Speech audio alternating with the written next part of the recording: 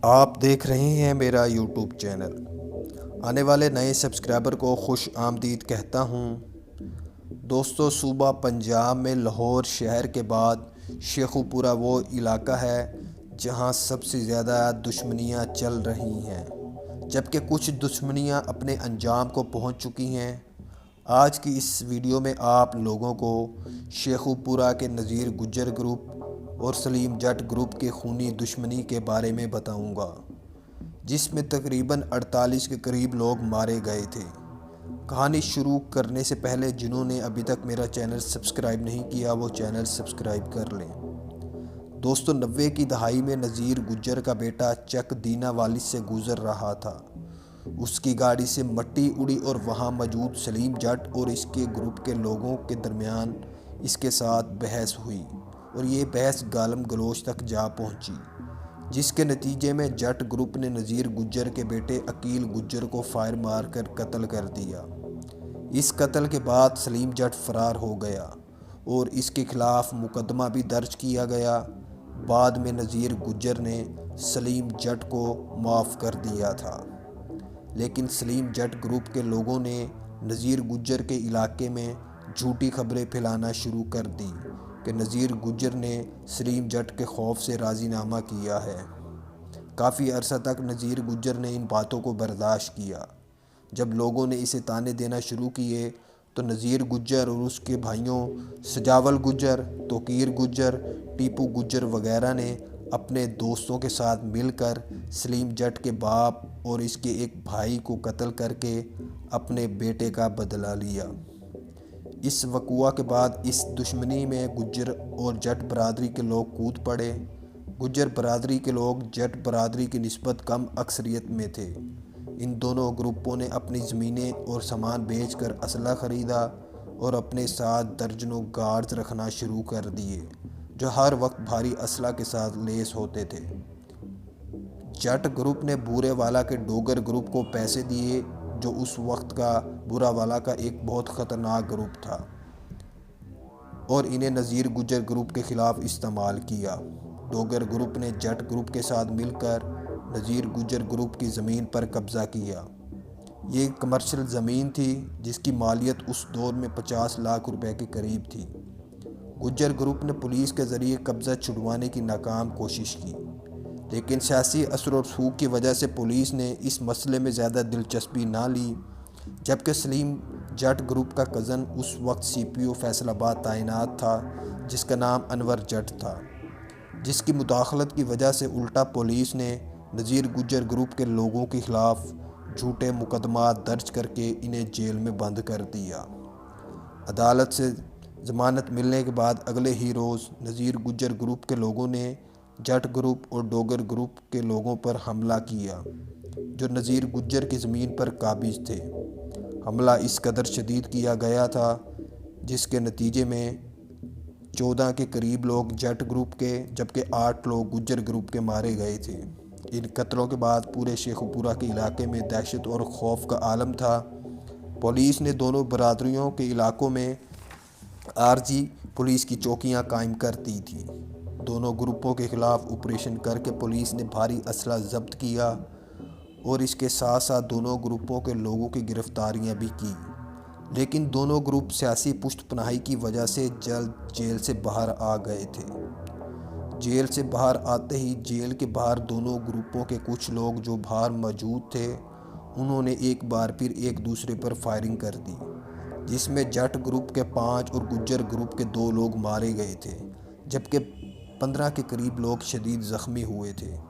اسی عرصہ کے دوران اس وقت کے ممبر قومی اسمبلی رانا تنویر حسین نے ان دونوں گروپوں کے درمیان صلح کروانے کی کوشش کی، لیکن دونوں گروپوں نے صلح کرنے سے انکار کر دیا تھا۔ رانا تنویر حسین کے ساتھ سیالکوٹ کے MNA خواجہ آصف رفیق نے بھی صلح کروانے کی کوشش کی۔ بعد میں رانا تنویر حسین اور خواجہ آصف نے دونوں گروپوں کی زبردستی صلح کروائی جو زیادہ عرصہ قائم نہ رہ سکی۔ سلیم جٹ گروپ اس بات کو دل سے نکال چکا تھا، لیکن نذیر گجر گروپ کے لوگوں نے صلح کو توڑ کر سلیم جٹ اور اس کے لوگوں پر اسلام آباد انٹرنیشنل ایئرپورٹ پر تب حملہ کروایا جب سلیم جٹ اپنے دیگر ساتھیوں کے ساتھ دبئی فرار ہو رہا تھا۔ سلیم جٹ اور اس کے 3 لوگ اس وقوع میں مارے گئے۔ پولیس نے نذیر گجر اور اس کے 5 ساتھیوں کو گرفتار کر لیا اور جب انہیں عدالت میں پیش کیا گیا تو عدالت نے نذیر گجر کو باعزت بری کر دیا، جس کی وجہ نذیر گجر کے خلاف ناکافی شواہد تھے، جبکہ نذیر گجر کے 3 لوگوں کو عدالت کی طرف سے سزائے موت کی سزا سنائی گئی تھی۔ سلیم جٹ کے کزن انور جٹ جو CPO تعینات تھا، اس نے جیل کے اندر ہی نذیر گجر کے 3 لوگوں پر تشدد کروا کر انہیں ہلاک کروا دیا۔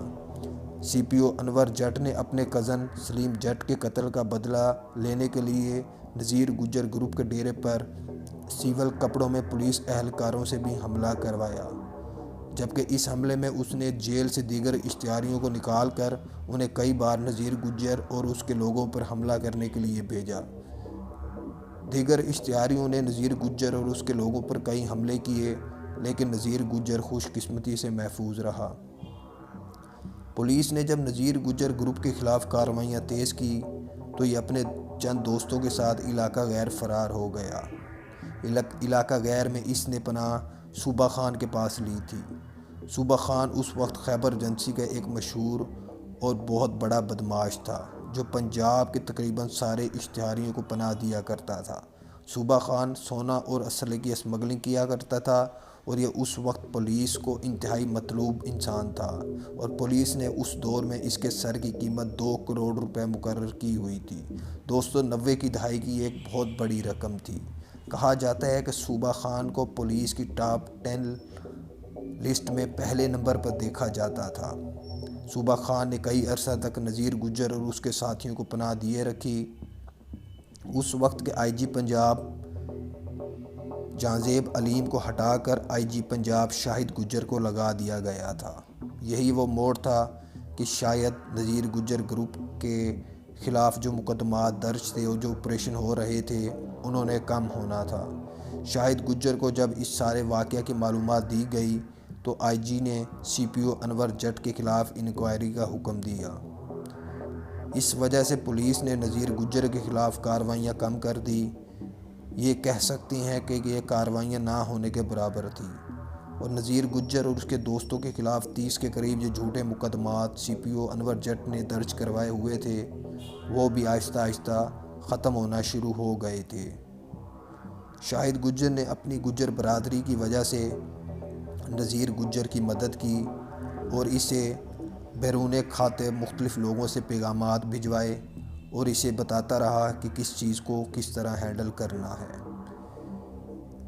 IG پنجاب شاہد گجر نے نذیر گجر گروپ کو کافی حوصلہ دیا، جس کی وجہ سے نذیر گجر اور اس کے گروپ کے لوگ علاقہ غیر سے واپس شیخو پورہ آ گئے تھے، اور یہ حلیہ بدل کر تقریباً 2 سال تک شیخو پورہ میں رہے، جس کا کسی کو اندازہ نہ ہوا اور نہ ہی پولیس کے مخبر ان کو پکڑ سکے۔ اسی دوران نذیر گجر نے دیگر چوروں اور ڈکیٹوں سے انور جٹ کی مخبری لینا شروع کر دی تھی۔ انور جٹ انکوائری کے بعد اپنے عہدے سے برخاست ہو چکا تھا اور گھر میں ہی موجود ہوتا تھا۔ نذیر گجر نے کچھ روز بعد اپنے دوستوں کے ساتھ مل کر CPO انور جٹ کو دن کی روشنی میں اس کے گھر میں گھس کر فائر مار کر قتل کر دیا۔ کہا جاتا ہے کہ اس نے CPO انور جٹ کو تقریباً 60 کے قریب گولیاں ماری تھی اور اس کی لاش کو اپنی گاڑی کے ساتھ باندھ کر سڑک پر گھسایا تھا۔ اس کے بعد ہی فوراً پولیس نے اس کو گرفتار کرنے کے لیے علاقے کا محاصرہ کیا اور اس نے پولیس مقابلہ کیا، جس میں SHO شیخ مجید مارا گیا تھا۔ اس کے کچھ دن بعد ہی نذیر گجر قدرتی موت مارا گیا۔ یہ ایک کار حادثے میں مارا گیا تھا، جبکہ اس کے دیگر ساتھیوں کو پولیس نے گرفتار کر لیا تھا، جبکہ کچھ لوگ پولیس مقابلوں میں مارے گئے تھے۔ دوستو، میرا ویڈیو بنانے کا مقصد آپ لوگوں کو جرائم کی دنیا سے دور رکھنا ہے اور آپ لوگوں کو بتانا ہے کہ برائی کا کام برا ہی ہوتا ہے۔ میری آپ تمام لوگوں کے ماں باپ سے درخواست ہے کہ وہ اپنے بچوں کی پرورش پر خاص توجہ دیں تاکہ وہ برے کاموں سے دور رہیں۔ پلیز میرے چینل کو لائک، سبسکرائب اور شیئر ضرور کریں۔ میں بہت محنت کر کے آپ لوگوں کے لیے ویڈیو بناتا ہوں۔